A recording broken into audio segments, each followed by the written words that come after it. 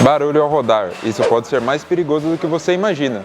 Eu sou o Bruno, sou reparador automotivo aqui da SR Motors e hoje eu vou trazer uma dica importantíssima para vocês sobre quando você escuta um barulhinho na suspensão e você não para ver. Mas antes, já clica no botão de curtir, se inscreva no canal e bora pro vídeo.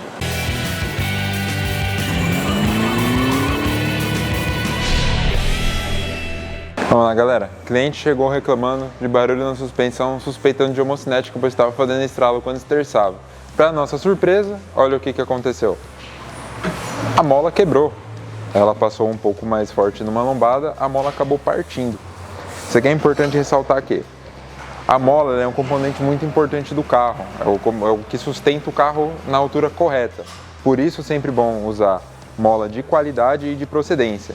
Nesse caso aqui, a gente está com a mola quebrada, a gente já está com a mola de reposição aqui para fazer a instalação, tá? Vai ser trocado o amortecedor por conta de precaução para caso tenha afetado o amortecedor também. Então a gente já vai fazer uma preventiva de amortecedor. É importante ressaltar também que uma mola quebrada é extremamente perigoso por conta de que, caso ela gire no prato enquanto ela está solta e a ponta venha para fora, é perigoso até cortar um pneu, levando o pneu a explodir. Então lembrando, sempre que você sentir o carro fazendo algum barulho estranho, ou sentir o carro puxando, ou o carro um pouco mais penso para um lado que para o outro, sempre levar na sua oficina de confiança para estar fazendo o diagnóstico correto. Gostou dessa dica? Lembrando, sempre que você escutar algum barulhinho na suspensão, leve até o seu mecânico de confiança para verificação, pois pode ser algo muito mais perigoso do que parece. E não esqueça, já clica no botão de curtir, se inscreva no canal e até a próxima!